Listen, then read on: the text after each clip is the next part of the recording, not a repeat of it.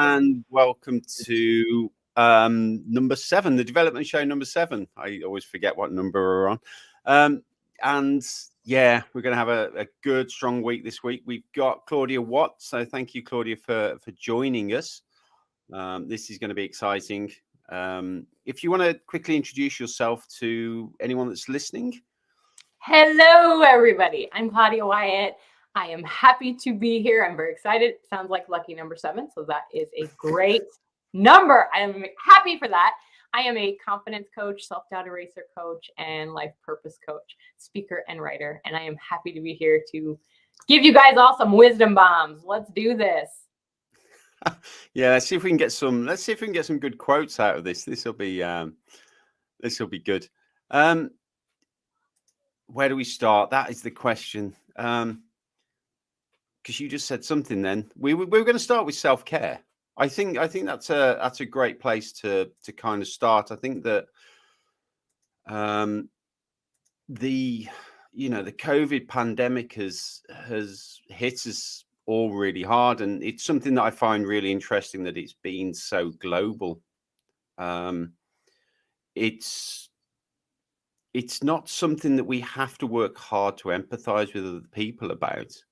So like in the UK, we hear about the storms and the things you have in the US that, we can go, that's terrible. That's an awful loss. And, but we don't have any real experience of that. Where with COVID, we kind of have, we've all been in it together. So, and I think, self-care is becoming very important because we've stretched ourselves quite a lot during COVID. We've worked from home. We've been back in the office. We've worked from home. We've been looking for remote work. We've been looking for that extra side hustle. We've been looking, and we've kind of been drawn away from our core quite a lot from what we were comfortable with. And I think self-care is something that is so important because it's fundamental to who we are. It's so. Tell us a little bit about self-care and your view on it. Self-care is a huge part of my life. It's something that I definitely speak about often. Self-care is actually where my journey began. So when all of this started, one of the main things I had been asking for years was time, because I was overextending myself beyond belief. Anything I could possibly get my hands in, any project I would take on. I've talked about the fact that I have shiny object syndrome. There's nothing that I would say no to. And a lot of times that got me in some pretty big trouble because I overdid it and I overdid it and I overdid it. And I was drowning in overdoing. And when all of this happened, I also am an executive director. So the other company that I was working for, it was closed for 2 months. And at that point, I was given the gift that I had been asking for many, many years, which was time. I was forced to slow down. And each day was a gift because I had no idea what I was doing. I didn't have any plans. I didn't have any obligations. It was just about me. And that's when I realized there was a lot of things I needed to work on. There was a lot of patterns I needed to break. And I wasn't going to be my best self for me or for anybody else if I didn't start making some changes. And that's where self-care really comes in. Self-care doesn't have to be this huge, big, grand thing that takes up, 24 hours in a day. It can literally be a small window of time. We talked about just even having a quiet meal by yourself, having a minute to read a book, sitting outside and enjoying a sunrise or a sunset. Like, that's actually self-care. You're being present with yourself, and nothing else is taking your time or your energy, your money, your emotions. It's all about you and that connection. And that's what self-care really is. It's connection with self. You are doing what is best for you in that moment in time. And if that means, going to the gym and working out, or if that means sitting down and writing in a journal, all those are part of the self-care practice. And we think that it has to be this grand thing, and then we realize we don't have time for it. Well, I don't have time for that. I can't possibly do that. You can, because it's a choice for you to make the time, and you need to change your perspective on what you believe that is. A nap is self-care. sitting down and giving yourself a little foot massage. That's self-care. Like, it can be literally anything that you are doing for yourself. We need to stop putting so many labels on it. And that's when we need to let go of the guilt that comes with, well, if I make time for myself, I can't do all these other things. Yes, you can. You can prioritize everything. You can prioritize what is best for you. And that is also self-care. Yeah, I think that sometimes the word self-care, and it's certainly something I fell into the trap of, that self-care needs to be carved out into your day or into your week. It needs to be a grand gesture to yourself. It's yeah, you're right. It's like, how would you take care of somebody else? That's what you need to do for yourself. That's exactly right. Think of what if somebody that you loved, cared about, was ill, and you were taking care of them. Maybe you're bringing them soup, right? Or you're bringing them a cup of tea, or you're making sure they have another blanket. Those tiny little things are self-care. You just need to turn it around in your brain, flip that switch, and do it for yourself, and realize you are important enough to do it for yourself. You are worth enough to do it for yourself. It is your life. So you need to make time for you because you are important. Yeah, I think you've hit the nail on the head. Then it is also down to self-worth. We give so much to other people that we do forget to give to ourselves. And I was very much, and my self-care started because I was giving too much. I have 100% been there. There was one question that somebody asked me, and this is the point that I knew that I wasn't taking care of myself. They said, so what outside of work and family, what is it you do? What are your hobbies? What are you interested in? And my mind went blank. Yep. I was like, I don't know. I could not tell. I could not answer that question. And I thought, wow, this is really slipped. Asked me a few years ago, and I would have said, I was climbing, I was running, I was swimming, I was going up the gym. And just at that point, I'd got so deep into work and so deep into everything that I was doing that I couldn't answer that question. And that really shocked me. That really hit me. I think what happens is we adopt other people's hobbies, right? So if you have a family, or you have, friends, whomever you're taking care of, animals, your life becomes revolved around them and their wants and needs, and you adopt them without even realizing that you're taking them on, and they're becoming yours. But they might not be yours. You might be doing stuff you don't even like doing, and you don't even know you're doing it until somebody asks you a question like that, and you go, oh, that's true, because I stopped making time for those things that I liked because this person needed me, or this needed my attention, and there wasn't enough, time in the day for my stuff. And that goes back to, again, owning up to what you're doing and finding out, okay, what is it that I still enjoy doing? Because yes, sometimes we evolve, and some of the things that we used to do aren't really a thing. I can definitely say some of the things I was doing in my 20s probably aren't things I'm going to be doing now, right? Because there's this magic thing called consequences. But when you look at it that way and you go, oh my gosh, I used to totally love to go dancing. I took dance lessons for years. I still love dancing. I do it all the time. However, do I go dancing on a regular basis? Do I seek it out? No, I stopped doing that, because what happens? You come home from work, you come home with your family, you're tired because you've spent all this energy on everyone else, that there wasn't enough energy left for you. And that's okay if you're not going to partake in some of those things, if it's your choice. That's the factor. If you choose to, I would really like to do that. If you would really like to do that, then let's map out time for you to do that, because that's all you need to do is get your calendar out. This is one thing I practice. I have a monthly calendar, paper and digital, and I map out one day every month that says me day. No matter what, that whole day is for me. And if I want to do nothing or I want to do something, it's my choice. Now, I do self-care practices daily as well, so I have part of that, but one day a month to do only what I want to do, no wavering, no obligations, no other people. I mean, sometimes I don't even answer the phone.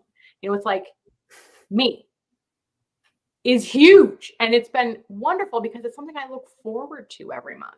And you need to have that joy in your life. And if you're constantly obligated because you're doing everything for everyone else, you're missing out. You're missing out on your own life. Fear of missing out on other things. Fear of missing out on your own life is also a real thing, right?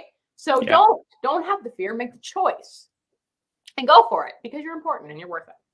Yeah, I think a really good way of doing it, and something that I did was kind of kept a diary. I mean, I journal anyway, but this was kind of like a separate kind of thing. And I looked and I thought, what do I do in my life that I actually gives me joy, gives me pleasure? Mm-hmm. And it was silly things. It was taking an extra 5 minutes here or taking an extra 10 minutes there, and this might sound mad because I haven't got much hair, but kind of just getting out and talking to someone and getting my hair cut was like, this is nice. And you're right, it's about choice. So we don't necessarily always have to do something different to bring that self-care. It's finding the joy that we've got in our life already. Mm-hmm. It may be you take a bath and you've got some special bath salts or bath bombs or anything that is nice and expensive and luxurious, and you go, you know what, once a week I'm just gonna put that in. It's too expensive to use every day, but once a week or once a month, that is what I'm going to do. So it's something that you're doing anyway that you can then elevate into something that's going to bring you a little bit more pleasure. Absolutely. I have had two different people that I have spoken with that have two different practices of bringing this into their world. And I've adopted these things because there's some things that you do in your life that are part of, your daily routine that maybe you don't really care for, like taking out the garbage or unloading the dishwasher, which I find completely ridiculous. But when you do those things, finding another way to make them feel good, right? To bring joy in, whether that's blasting your favorite music while you're doing it and then dancing around a little bit, or putting on your favorite jacket or a special pair of jewelry, whatever it is that makes you feel good. I have aromatherapy in my house often because that uplifts my mood and it smells good, and it it transfers into your olfactory, which goes into your brain, and it makes you have this creative emotion. And when you have those things, it takes the mundane and the monotony out of daily life, because there are some things that are part of daily life that we have to do, right? They're just things.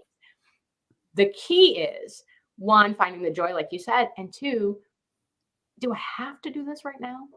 Not everything has to be done right now. And that's something that I really had to establish in my own world of boundaries, because I didn't have any, and therefore everything was urgent. Didn't matter if it was for me or if it was for somebody else. There was a sense of urgency everywhere. I'd come home from work and I'd see, there was a bunch of stuff on my dining room table, and I'd be like, well, that's got to go right now. Well, does it have to go right now? And that's a question I would ask myself. Once I realized I was doing this all the time, I would say, does it have to be done right now? No. Yes, there's laundry to be done. Do I need to do it right now? No, I don't. I don't need to do that right now. I can do that tomorrow. I can make time to do that tomorrow. But right now, I'm tired. I feel tired. Or, it's a really nice, beautiful day. I'd like to go for a walk outside. I'd like to go to a movie. Whatever it is, sometimes those things can wait. Not everything is a 911, right? Not everything is you've got to get out there right now and get it done. And that's also something I had to put in practice with other people. Family members would call and say, can you help me with this? And I would be like, yes, absolutely. And drop everything I was doing. And then later I would wonder why I didn't get the things done that I was supposed to get done, or the things I wanted to get done. And then I was upset. I was like, well, I really wanted to do that today, but now I don't have time. Well, I could have made time. I just chose not to make time because I chose someone else as a priority over me. And that's something that takes a little bit to figure out. But once you realize there are boundaries, and the first time is always going to be the hardest when you tell someone no, when you're not a person who does that very often, because you are already putting this guilt in your of what they're upset with you. You're going to be upset. Everyone's going to be mad. There's a whole thing. Let that go and just do what's best for you. And the first time I saw it, my mom was one of the people. She had asked me, she called me and said, could I help her hang some curtains? And I was like, I do not want to do that right now. I do not want to do that at all right now. And I'm like, you know what? I would be happy to help you, but can we do that another time? And she was like, yeah, sure. But I had this whole scenario in my head that, oh, she's going to say no. She's going to be upset with me and she's fine. And I'll never ask you for anything again. And you never help me when I want to. I had created that in my own imagination. What happened? Nothing. And then I went about my day and did what I was going to do. And the world didn't end and my head didn't explode. And, nobody was mad at me and it was fine. And that was growth for myself when I had to learn that lesson because I was putting all that pressure on myself for no reason. Yeah. You've mentioned one of my favorite words is boundaries. And, for me, self-care isn't just the physical as well. It's the mental and it's the setting boundaries. And you're right. The first time you say no and the second time and the third time, and then you start to get a little bit braver and, but it is, we build up this, this fear that if we say no, what are going to be the repercussions of it? Yeah, fear rules a lot of things. And most of the time, there isn't that big of repercussions. No, not at all. Most of the time, there isn't a repercussion. The repercussion is you in your own mind. What you have created is a repercussion. Repercussions don't really exist. Yeah, okay, so there was a bill I was supposed to pay and I didn't do it. That's a repercussion, right? Because that was a thing.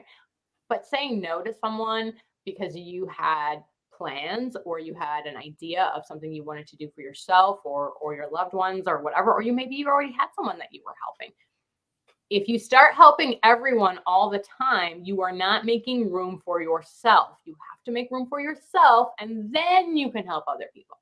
That's how it works. The fear is in so many things. Fear holds us back and keeps us stuck. And that's where doubt comes from as well, because you have this fear of things are going to happen, and then you start doubting your ability to do it as well. Fear is something that you have to let go, but you need to figure out why you have it. That's where it comes from. Where did it spark? Where did it stem from? Where did it originate from? When I have those sparks, because I'm a human, I have feelings and I have things that pop up and challenge me and freak me out and whatever. I stop and pause and go, why am I feeling like that right now? And a lot of times it's because I don't understand it. A lot of times it's because I haven't done enough processing or research or educated myself enough on what is going to happen that your brain automatically goes to the what if. I mean, just even changing a blind, I was like, well, I don't know how to do that kind. I know how to do this kind. So if I take that down, is it going to break? What happens if the whole window's open? You spiral into this thing where then you look at it and go, okay, so I can give it a shot and take it down. And if it doesn't work, what's the problem? Nothing. There's no problem. It's not a big deal.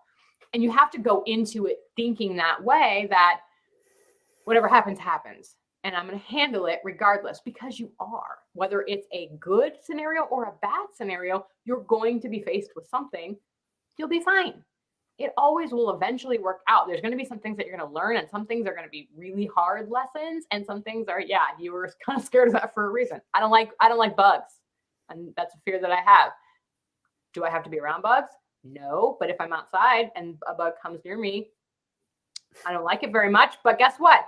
Nothing happened to me. It's me. It's like, oh, there's a bug. It's the whole thing. I have done that to myself, right? Yeah. It can be something small. It can be something big. You just have to learn how to understand where it's coming from and realize when it's consuming you. And if it's consuming you, that's when you really need to go, okay, I really need to work on this. There's something going on here that is bigger than what I thought, because my fear isn't really about this thing. It's about this thing over here. And if I don't accomplish that and tackle that and release that, it's going to follow me, and it will until you break the pattern. Yeah. And it's always something bigger than the immediate task. And this is what we have to remember, going back to your analogy of the blind, and in my head, I was there going, well, if it goes wrong, at least you've got a good, funny story to tell. You would not believe how many funny stories Do you remember that day? I tried. You remember that day I tried to do this? Yes. But to me, that big fear it falls back to being a fear of failure. What if I try this and it doesn't work? It's not got nothing to do with the blind. It's got nothing to do with it. It may be other things that you've tried and you failed at. So that fear of failure kind of comes in. And fear of failure is huge for everybody, because we were conditioned as children not to make mistakes. If we would condition kids now, make as many mistakes as you want, they would lose that fear. It's like the fear of saying no, because we don't want to feel that. It's a feeling. It's not just a thinking. And that's where that comes from.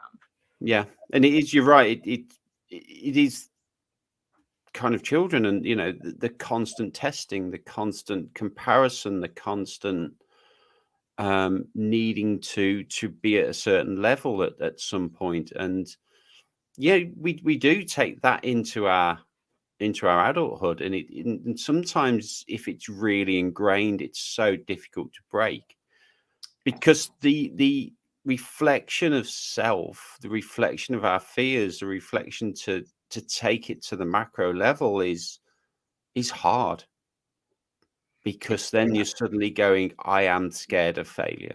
I fear failure. But saying that out loud and understanding that is growth. The fact that you can say that is a big deal. That's a huge deal. And that's a big step in growth, is admitting that to yourself, because we hide from ourselves. We hide from our own truth because we don't want to have that. We don't want to have that failure. We don't want people to know we have that failure. But failure's okay. Failure's growth. That's how you learn. Yeah, it is. And it's funny because whether you feel the same way, but sometimes we need to then take, we need to take that out to the macro to then start to bring it back into the micro again, and have a look, go, well, actually that might be linked, and that might be linked. And did I not do that because of this fear? I've seen that on many occasions in all aspects of life, all aspects of working with people. When somebody says, I don't want to do that, and you can see, in their body language, in their facial expression, that there's fear all over it. And that's when I go back to, let's table that for a minute and let's visit this emotion you're feeling right now, because it's stemming from something else. Where has it come from? Because your fear is actually what's going to lead you into the biggest amount of growth. I've done some things that have, terrified me. And I'm like, why is this scaring me so much? And one of the things that we get into that we don't know, because you could be having the greatest day of your life. You could be, living your best life on cloud 9, and something will stop you right in your tracks. And you immediately go back to that default setting of I can't. Why?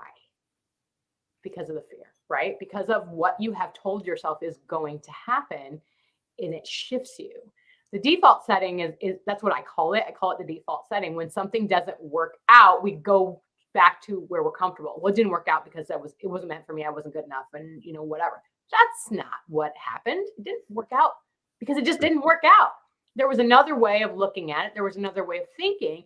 And if you take yourself out of the equation, that you are the problem, and look at the actual problem, that's when you'll start to think clearer. But when you start putting all of your own feelings into it, that it has to be you. Yes, everyone has a part in things, that's for sure. But everything, the world isn't ending because of you. Like, you didn't do it. So take that away and look at it with a different lens, and go into it as solving a puzzle.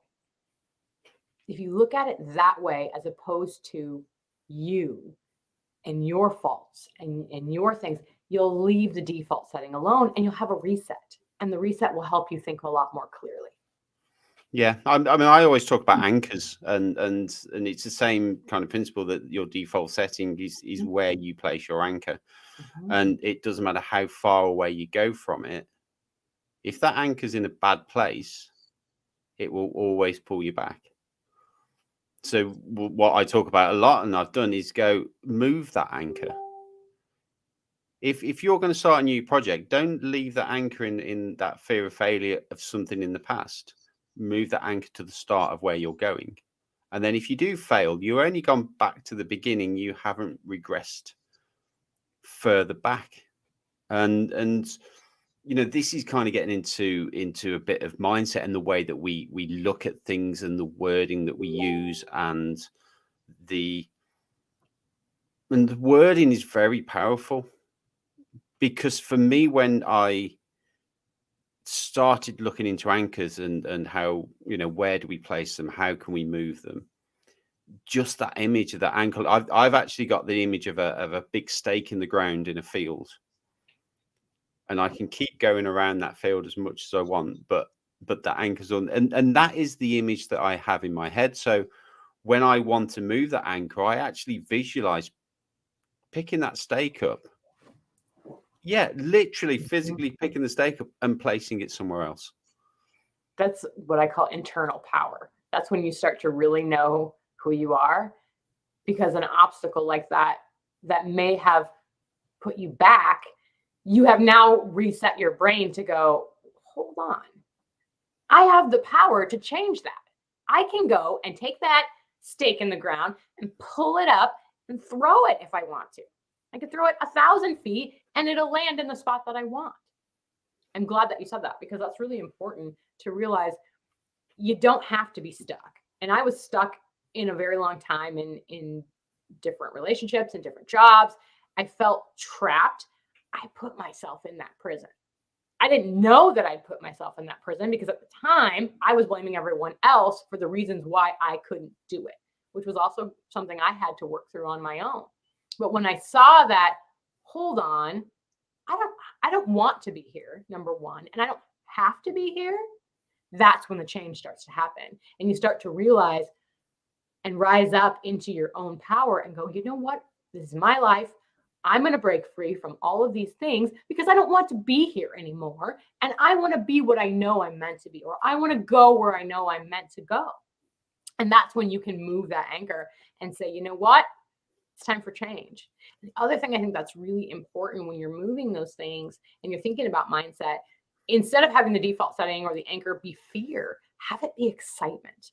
I find joy and excitement in everything, especially newness. I love change personally. So I know a lot of people don't, but for me, I tell them, wrap yourself around that feeling. A great exercise that you can do is talk about something you don't like. Have a conversation, but have a mirror up so you can see your face, right? Talk about something you despise, you hate, whatever, and look at yourself, listen to your tone of voice, and feel what that feels like. And then talk about something you absolutely love and enjoy. Watch the shift. There's a shift in your face. There's a shift in your energy. There's a shift in your body language. And it feels different. It feels good. That's the feeling of change. And that's what you need to embody to raise into your own power and break free.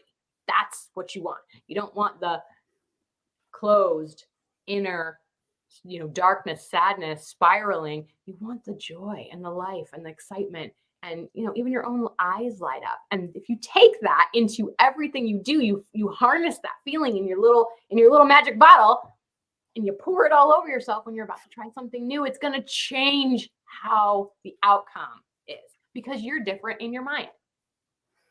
Yeah, and again, this falls back into the self-care practices as well. Is find that passion and find the people with the same passion so you can share it. Don't surround yourself people that like something else, so you're quiet and you're not having to share that passion and learn and grow, and that the amazing thing about LinkedIn and the social media platforms is how easy it is to find these people. But you have to take the chance. You have to put yourself out there, and you do. I mean, this development show is something that is a typical example. And I've told the story before that last year I got LinkedIn Live, and I wasn't expecting it, and I had nothing planned, and I did some, and we just ran with it. And this year's just like, actually, I need to have that focus. I need to understand what I'm doing, and to bring it all around development means I get to talk to people like you and people that I've spoken to in the past, and it is all about how we develop. And it's something that I'm very passionate about, and I know that every guest I have on the show will be passionate about it.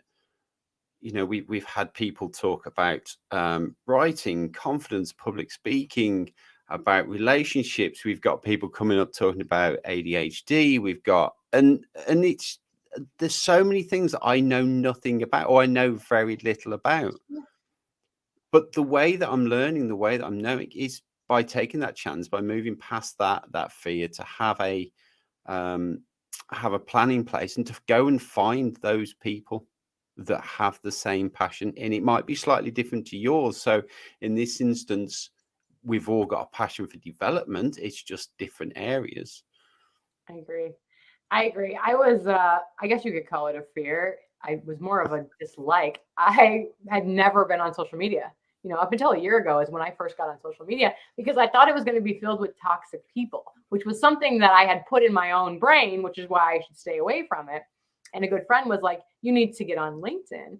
And I was like, why do I need to do that? And I am so happy that I did, because I have met some of the coolest people that have the most amazing stories. They're so kind. They're so supportive. Like, everyone on here is like, I would love to help, or let me, give you some feedback or whatever. And that they're doing it with their best heart forward. Everybody cares for everybody. And I was like, man, where have these people been my whole life? I love these people. And that's where, I found you, and I found podcasts in general. I had never done a podcast before. And I was like, someone asked me to do theirs. And I was like, okay. Because that was when I was still working on saying no to things, which I'm glad I didn't. And I started doing more of them. I'm like, wow, this is so fun. It's the coolest thing ever. And you get to talk about stuff. And clearly I like to talk. So that wasn't hard. But yeah, you're sharing all these things and stories. And what you don't realize is those things that you were afraid or didn't know you should share are the things that help other people the most. Because all of the things that you talked about, whether it be, relationships or mindset or self-care or ADD or whatever, it's somebody has that story. Somebody has that, a piece of that story, and they're relating to it. And maybe you're showing them how they can break free from it, or come through it, or where you hit rock bottom, to help someone else not have to go there. That's one of the reasons I started coaching. I wanted to help people get through the fact that I had been through some of the mud, is what I call it. And I can help people from getting there, to get to that level of mud, because I know exactly where I went wrong, right? I know all of these things now that could have saved me from it. And the mud necessarily isn't a bad place, because you do discover a lot about yourself when you're in it. But sometimes it's really hard for some people to come out of it, and they get stuck in there for long periods of time, and they need somebody to pull them out. And that's, as coaches, that's what we do. We pull you out. We're here to help you, because we don't want you to go through the same pain that we have gone through.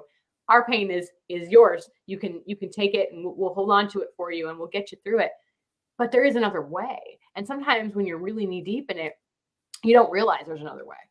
And finding all these neat people on here that are so amazing, and the things that they've been through, and it's just unbelievable. So I definitely am grateful every day for it.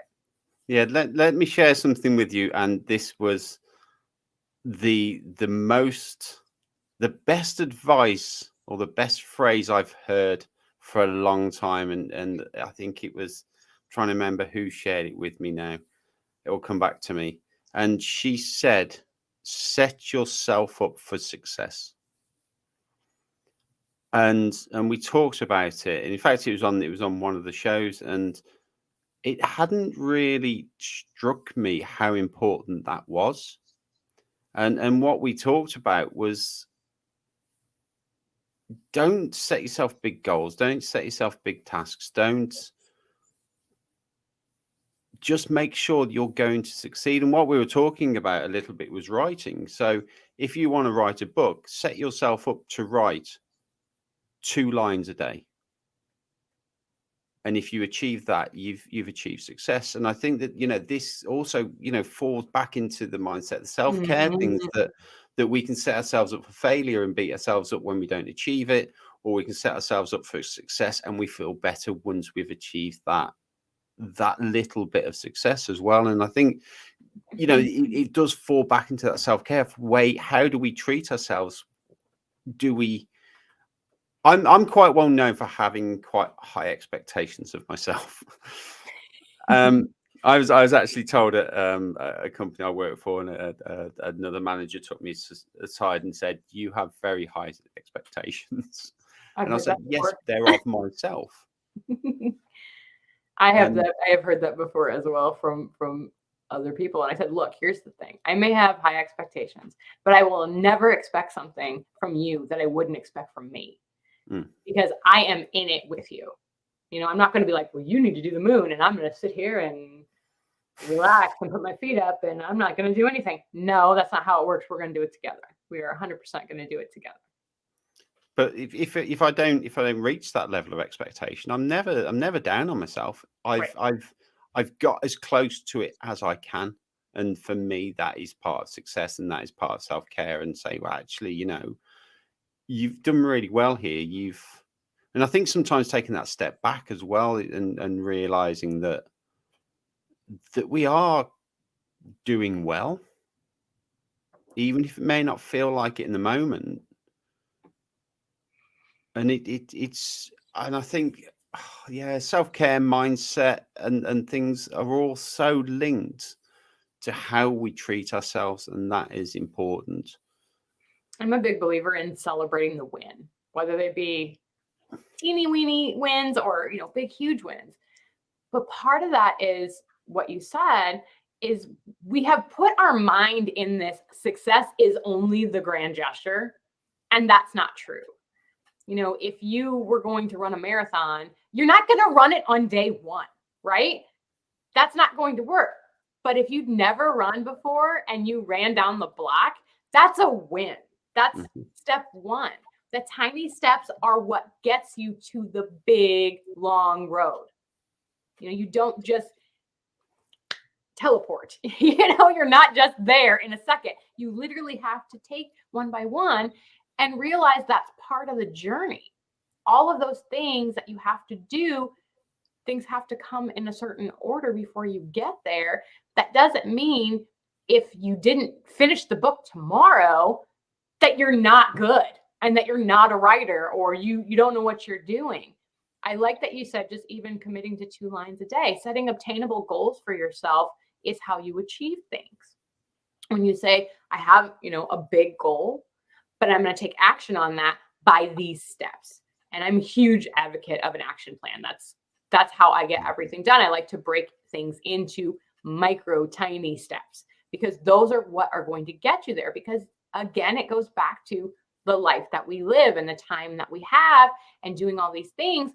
If you let it consume you, you will never get there. But if you take the win on the fact that, well, today I completed step 1. Right on. Good for you. That's great. And celebrate yourself and look at yourself in the mirror and celebrate yourself. I love mirror work. And I think it's really important because you need to have that. We can do all these things for other people. Think about when you're a kid and you're trying to ride a bike and you take the training wheels off and you go. That's a win, right? Like the first time you got on the bike was a win. The first time you started pedaling was a win. And then you get to that point. Those are all celebrations. Why can we not do that for ourselves as adults? You immediately think you didn't do well if you didn't get the $1 million today. That's not how it works. This is not the lottery. We tried it. We did it. As far as I'm concerned, if you even put yourself out there enough to do it, you should be celebrating that, because you could have been doing nothing. You got it. You did it. Great. Next step. Let's move on. I think But it's also, one to the other it's not a thing. You don't go to the beginning and then you get to the finish line. There's pieces in between. it's also important to remember it doesn't matter how many times you repeat step one. Yes, exactly. I mean, you can try step one and go, well, that didn't work. Well, okay. Well, I still tried it. That's great. I'm celebrating the fact that I tried it. Now let's revisit step one. Where did I go wrong with this? What was missing? Especially if you're one of those people who, like me, I'm moving a lot. I'm always in a hurry. A lot of times I'm just very speedy. That I'm like, oh, I didn't think that through at all. But then when it's done and it didn't work out, and I look back at it, I go, oh, I really didn't think that through. Okay, well, that's cool. I see it now. I didn't see it in the moment, because a lot of times in the moment, there's other things. There's distractions, right? There's obstacles, there's excitement, and you lose focus a little bit. So then when that happens, you get to the end and it didn't quite go the way you wanted it to, just repeat it. Nobody said it was wrong to repeat stuff, right? No one said it was wrong to have a do-over, to try something again, to try something that worked and try it differently. That's the excitement part of the process. The only rules and limitations that you have are the ones you put on yourself. So you made up that rule that if you didn't do it right the first time, then that's it. It's over. You're a terrible person. And that's it. You made up that rule because nobody told you that. And if someone did tell you that, those people are not your friends. Okay. You need to learn that, number one. But number two, if you've put that on yourself, you need to go, you know what? That's a crazy rule. And I'm done with that. I'm going to go and go, you know what? I did my best. I see how I could do it differently. And I'm going to try it again. And then try it. Yeah, and of course, this all leads into something that you have abundance of, and I believe I have abundance of, which is confidence. And I think that once you get self-care and you start taking yourself, and you start feeling good about yourself with the self-care, and you get some time to yourself, and you get your hobbies, and you get your interests, and your mindset changes, the way that you talk to yourself, and over time the confidence just rises, the natural confidence just rises. And as long as we don't allow it to go into arrogance, and that's the important thing. But I think sometimes there's a very thin line between between the perception of high confidence and the perception of arrogance. I think sometimes there's a thin line there. You're not wrong about that. Confidence is something that literally everyone has, but a lot of people don't believe they do. And it's because of the things that they have told themselves. It's because of how they talk to themselves.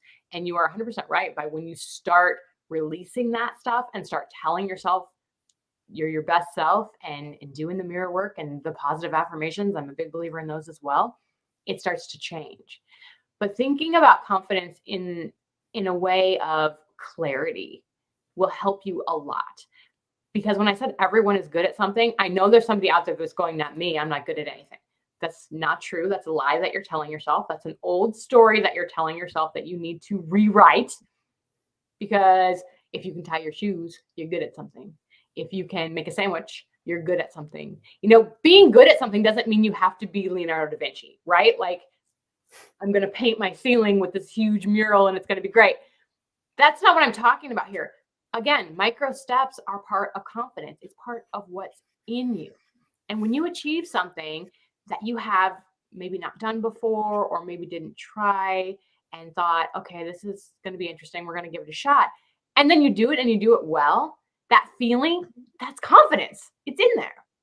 But I like that you brought up arrogance, because yes, I am a very confident person, but I really do believe in being humble. I don't believe that I am better than anyone else. I don't toot my horn in a way to twist a knife. That's not what I'm doing. And that's where I feel like that line comes from, because I'm not a person who's going to gloat and rub it in somebody's face or do something like that. That to me is arrogance. And other people may have a different opinion on that. But to me, being confident is just about you knowing who you are and celebrating yourself and being proud to be you. That is what confidence is. It is not the part of arrogance where you are shoving it down somebody's throat.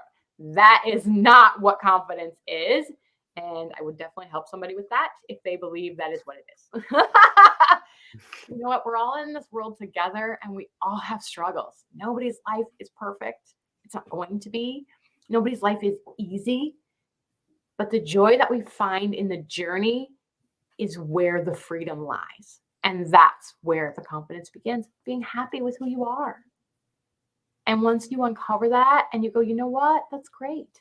There may be times and things that maybe you don't feel as confident about, but that doesn't mean you're not confident. That's a thing. That's not you. You can still be confident and try something that you have no skills in at all and go, I'm going to give this a shot. That's confidence, right?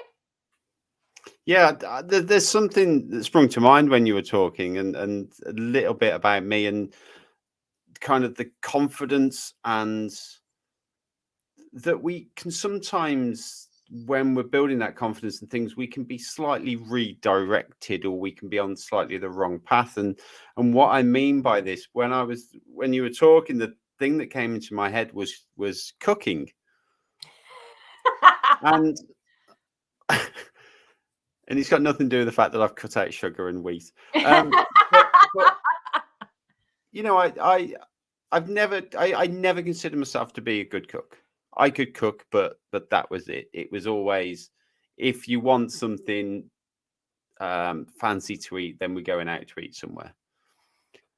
And quite a few years ago, I sat down and said, no, you know, I'm a very practical person. Cooking is following a process. That's all it is. Come on, Greg, you can do this. And yes, I know it's a lot of feel and it's, but in my head, it's a process. So I sat down and I said, okay, I want to learn to cook Italian food. I can't cook Italian food. And I wondered why I struggled with it so much. And it's because I'm not a fan of Italian food. Oh, okay. Then why did you want to cook it? because I wasn't a fan of it. And I thought, if I learn to cook it, maybe I will find that I want to like it, but maybe I'll find that passion by doing it. And it didn't work out.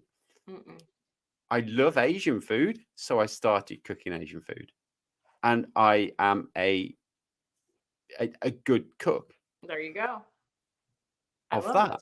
And it's funny, isn't it? Because when you bring the passion into it and the interest into it, it drives you along a little bit further, and that raises the confidence. I still don't know why I picked Italian food to start. I think it's really interesting that you started talking about cooking, actually, because that is, I'm like, do you know like my backstory with this? Because I was a terrible cook. I was a fire hazard in the kitchen, like literal fire hazard. Like I would multitask and then I would forget I was doing stuff because I was kind of bored with it. And then I would, light it up basically. So I had an apartment that I lived in when I lived in Minneapolis, and it had a very small kitchen and there was a door to the side, and someone came in the door as I was burning the food. Like I was charring it. I might as well just thrown kerosene on it because that was all it was about to be good for. And all the smoke went out into the hallway and set the fire alarm off for the entire building. And I was like, great, now everyone knows I can't cook. This is the whole thing. And so I didn't cook for years after that because I was like, I just don't like it. It irritates me. All I could think of was, I'm going to start another fire. Like I could take some of the smoke detectors down because I was lighting them off so much, like horrible, right? But then one day I was talking with someone about cooking and they said something, well, Claudia, you can't be good at everything. And I was like, well, who said that was real? And I was like, challenge accepted. That's all it took was for someone to tell me that I couldn't do it. And I was like, you bet you I can. So I started, small things. And I don't have a big portfolio by any means, but the things that I like, I find joy in cooking for groups, for parties, for lots of people. I find daily cooking boring. I don't like it. And I'm always like, I never have any food in my refrigerator because I go to the store and I don't know what I'm doing there most of the time. But if I'm actually making a meal for other people, that's the feeling that I like it. So I kind of get where you're coming from there because, yeah, forever, no. Yeah, it's funny. The again, there's a phrase that sprung to my head that always makes me laugh, and it was kind of one of these memes, and it was like, "What do you mean the universe doesn't evolve around me?" And and I think sometimes when our confidence level rises to that point, and we feel that we can do everything, we can achieve everything, that sometimes we have to remember that the universe doesn't revolve around us. Correct. Because when you got that level of confidence, you're on your path, you're on your journey, and people are fitting in almost alongside it. You said something that about being grounded and about, and that is when you've got that confidence, you still are grounded, you still are rooted. And the celebration of the small wins is a great way of doing that. I mean, I'm terrible. I'll celebrate other people's wins as much as I celebrate mine. Well, yeah, I love celebrating people. It's great. And it is great. It's a great feeling, and it's that confidence that, because in my head there is still, I don't want to say comparison. I think that's the wrong word, but if you feel like you're failing and you're surrounding yourself with people that are failing, or you're looking to justify that narrative you're telling yourself, you will find it. If you start celebrating wins and you start celebrating other people's wins and you're hanging around with winners, you start seeing your wins a lot more as well. Agreed. Which all adds into that confidence. It adds into that self-care. It adds into that mindset. I love these three things kind of together, because you start with one and the others feed in. And do you think it matters which one you start with? No, I don't. I think it's each person's journey is going to be different. Everyone's journey is not mine and everyone's journey is not yours. So for me, I believe it started with mindset. It started with me knowing I needed to make a change. And I was hearing the stories I was telling myself, and I was feeling stuck and realizing that needed to change. And then that went into a shift of self-care practices. I needed to make some actionable changes in my own life. And that's where that came from.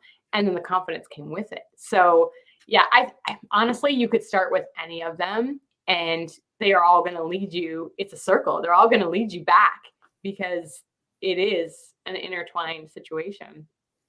But I agree with you when you said celebrating other people. There is such an amazing feeling that comes from that.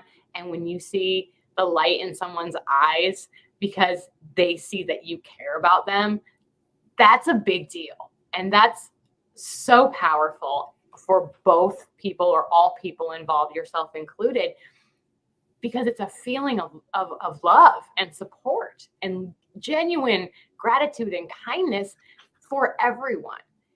And I feel like if you have issues seeing someone else's celebration as a win for them, and it turns into a default of jealousy or negativity or any of those things, you need to work on that, because that's not healthy, and that's coming from your own self-worth. That's something that you are projecting onto them. If you had a great day and I was like, oh my, I'm so excited for you. You did so wonderful. And you're like, yeah. And we were like, yeah, together. But if I was like, oh, well, you did that, but you could have done it better, or, talking behind your back and saying some very nasty things, that is not a representation of you. That's a representation of how I feel about myself. And that's something I think a lot of people really need to learn. Number one, you're hurting somebody else is not going to make you feel better about yourself. So drop that, because that's not a thing. And two, if you feel those more negative feelings towards someone else when they are having those kind of celebrations, there's some work that needs to be done there, because that's stemming from something deeper on your part that you need to let go of, because you're never going to reach your full potential until you do, because it's something you feel about yourself. So think about that. This is where the inner work comes in as well. When you start to see, realize, and actually admit to yourself that you're projecting onto other people, you can start to question, what are they projecting onto you? Mm-hmm. Doing the inner work is really, really interesting. When we talk about leadership and leaders and people who have influence, or people who have some bearing on your life, that person needs to have done the work first. Otherwise, they're constantly projecting. I think that we've all worked for those kind of managers that say, Claudia, I want you to go and do this, and I want you to go and do that, and it's because they don't want to do it. Mm-hmm. Oh, I want boy, you do to I have do stories on that it. end. And you turn around and suddenly they're not. I'm going to have to be careful with this, because I'll tell you a little story. They're just not doing anything because they don't want to do anything. So they just project that fear. Oh, that spreadsheet isn't good enough. But it's far better than they could ever produce. And they know that, and they project that. Mm-hmm. It's really interesting when you admit to yourself, and I still do this now, and I have worked so hard on not projecting and not having bias and not making judgments on people, and I still catch myself doing it, and I know that I do it, and it is very minor, and I can tell you some instances, and for a lot of people it would be very minor things. A story that I shared a while back was about my daughter, and we were walking back from school, and someone hadn't parked in the car park; they'd parked on the pavement. And she said, "Daddy, why have they parked there?" And I said politely, "Oh, they're probably too lazy to walk from the car park that was about 20 yards away." And she said, "Well, what if they have trouble walking?" Mm. And there was a kind of a light bulb moment, and this is young kids, isn't it? And they have this curiosity, not because they have bias. So I still occasionally catch myself, but once you start doing this work and you can say, oh well, this didn't work out because this person hasn't done it, and you can then bring that back to you and say, did I do enough to help this person? Did I do enough? And certainly in a work environment, if you are a leader or a manager, or you have influence, have I done enough to enable that person to achieve that task that I've set? I agree. I've seen it. I've seen different changes in my own self when I reflect back, and I've always put people first in my leadership roles and wanting to bring out their best selves. And I've had some very bad leaders that I've worked for that you learn real quick, I don't want to be them. But that doesn't mean that those little thoughts like you had don't pop into my head. I definitely have a problem with negative people. So, I want to just go, what is the matter with you? But my response now has a tendency to be, why is that triggering me so bad? Mm-hmm. But I wouldn't have even thought about that before. But that's still part of the process. I'm still doing the work. I do not claim to be perfect in any aspect of my life. And there are days that I'm going to catch myself, being a little bit snotty. That's definitely a possibility. But I catch myself now, where before I wouldn't have. And I realized I had surrounded myself with a lot of people who that was their thing, right? Like they just love to gossip and talk about people and hit them hard and tear them down. And now I can replay some of those conversations I was listening to in my head and go, wow, there's a lot going on there that has nothing to do with that person or that situation, but it has a lot to do with the people who are having that conversation. But those are things that take time to realize, because there's a lot you have to let go of and retrain your brain to do first. But I see what you mean by that. and definitely the pattern of a leader that doesn't want to do it. I've been a leader in every career I've ever had in my life. And I found one of the best things I do is relate to the people and making sure that they feel comfortable being honest with me. Regardless, do not tell me what you think I want to hear. I want to know what you think. And I'm going to tell you the same thing. So for me, if it's something that I don't want to do, or I don't have time to do, or I know that that's not really my claim to fame, I'm going to say, I'm going to have you do this because you're better at it than me. This is like what you're gold at. This is your claim to fame. Or I really don't want to do that and you're great at it. So I'm going to have you do it. Like orientation. I'm great with the whole hype it up onboarding part, but the reading of the paperwork and sitting still for a long period, no, that is not for me. That is not for me. That was not made for me. I'm like, could we somehow like time this to music or something so that we can keep it moving? You know, it's not for me. But there are people who love that stuff. Those are the people that you should say, you know what? I'm going to have you do this. But not saying to them, I don't want to do any of this stuff because also make sure you're better than them or above it. I'm not above it. I'm not above doing it. I've unclogged toilets before. I've taken out the trash, you know, whatever. I will do the same thing as all the people. And they know that, which is why we have a mutual respect for each other. If I'm saying I need help, it's because I do.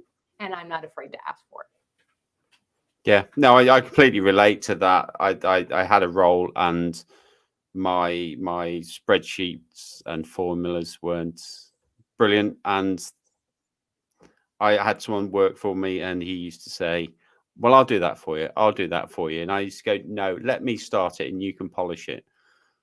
And quite often he'd send it back completely redone.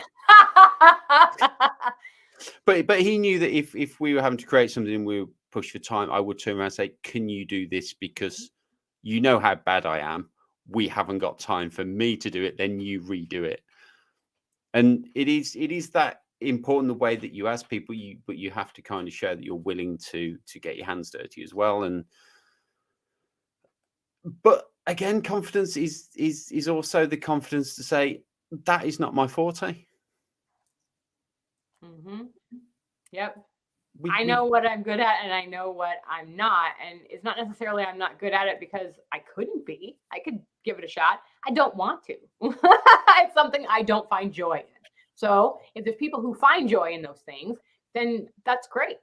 Let them do it. And then they feel they're taking ownership and they are a part of the process as well. And people want to feel that they're included and they're involved, which means that they're going to do that. Then you have to allow them to help you. That's a big part of, like you said, having the confidence to know it's okay for other people to help me. That doesn't make me any less of a person. Again, that goes back to self-worth. That goes back to where that comes from. Yeah, it's very much, this development show has pushed me a little bit further out of my comfort zone. And when people get in touch with me and say, I'd love to come on your show, this is what I want to talk about. And I go, wow, I know very little about that. You're definitely coming on. Yeah, I love it. Because it isn't me, I like to think this show that I am the facilitator of it. I'm not the expert. I'm not the one that's going to rule the show and kind of influence. I'm here to learn. I'm here to develop myself. And it's really interesting when people come on that I know very little about, because I've got a bunch of questions to ask. And I think life is like that, and it should be like that, and that we should do as much of that as we possibly can. And it's not because you don't have value. It's not because you don't have worth. It's not because you don't know anything. It's because you go, I'm confident, I'm self-assured enough to put my hand up and say, I don't know that. I want to learn more. Oh, yeah. I've had many conversations about that. I don't have a lot of tech skills. Like, that is not a thing because I didn't really like them for a very long time and whatever. So people would have these conversations, or they would, DM me with these, abbreviations of things. And I'm like, I don't know what that means. So can you get a real word, please? Because I don't know what, and then they would say like, how come you don't know what that? I'm like, I just don't speak that way. That's like, I use big words and not small words. So I didn't really know what that stood for.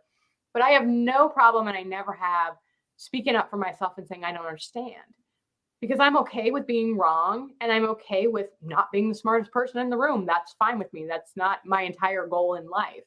But I want to understand, and I want to learn, and I want to grow. And that's important. And just having a conversation with anyone that I've never met or I have met, I'm going to learn something because I like learning.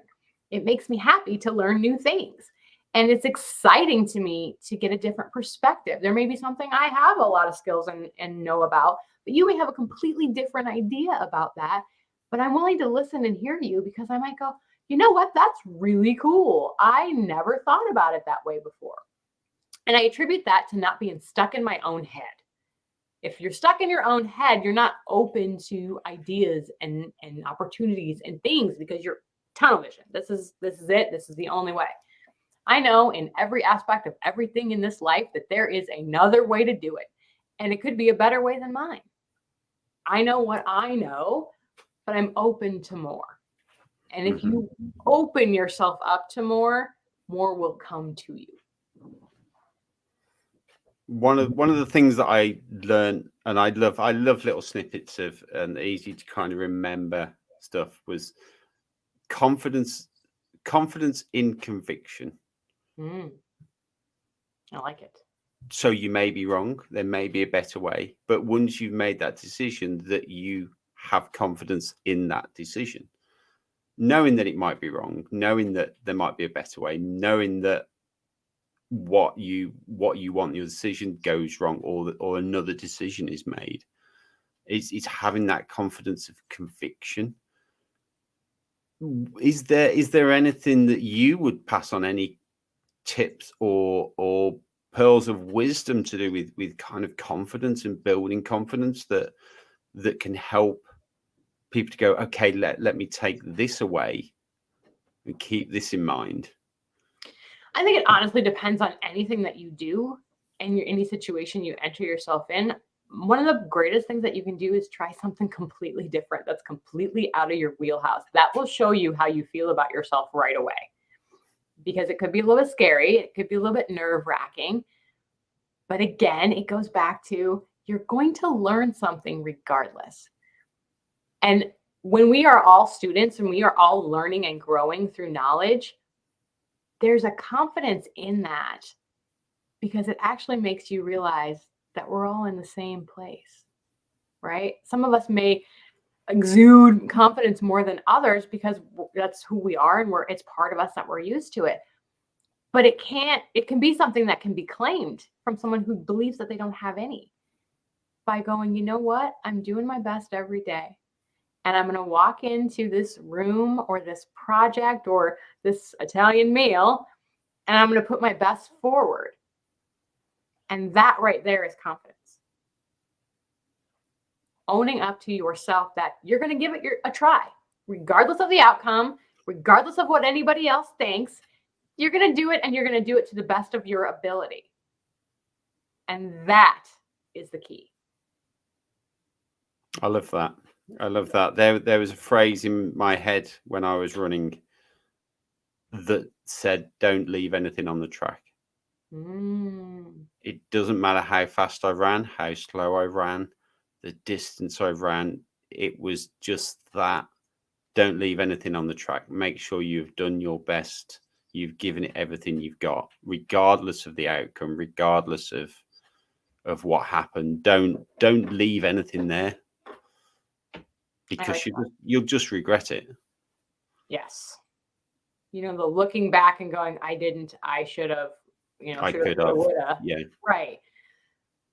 You're going to have to leave that alone and just go for it. Because if you don't try something and you have the regrets later, that's another why question. Why do I have regrets? Just give it a shot. I know that's not always easy to just try something that's completely out of your comfort zone or your wheelhouse. But again, it goes back to the pride that you have of yourself, that regardless of the outcome, even if it's an epic fail, you did it. That's it. it doesn't go back into this huge thing that it has to be perfect, and perfectionism needs to really go away because we have ruined ourselves with it. And that's where a lot of stuff comes from. But by just being proud of who we are and saying, you know what, I'm going to give it a try, and trying it, like actually doing it, regardless of the outcome, regardless of how our mind is starting to tell us, our ego, what we think about it, regardless of what other people think about it, we're going to do it anyway. And I say that a lot. If you read things that I write or listen to me, you will hear me say, in classic me form, I did it anyway. Because I'll say, I didn't really want to, but I did it anyway. And it always turns out better than I expected because it's my mind that gets in the way, right? It's my mind telling me, you don't want to do that. That's going to be horrible. Well, what do you know? You've never done it before. So maybe you should give it a shot and then maybe have an opinion about it. Yeah, exactly. Thank you so much. I think that's a wonderful, wonderful takeaway to finish on, that we should just do it anyway. Do it anyway. Thank you. Do it anyway. We'll look for that phrase in some posts over the next few days. Yes, if you post that in there, tag me, because then I will celebrate you and we will celebrate together. And that's great. Thank you so much for having me. This was awesome. I enjoyed it very much. Yeah, thank you so much for your time. And I know everyone listening has been appreciating it as well. So thank you so much. And hopefully we'll catch up soon.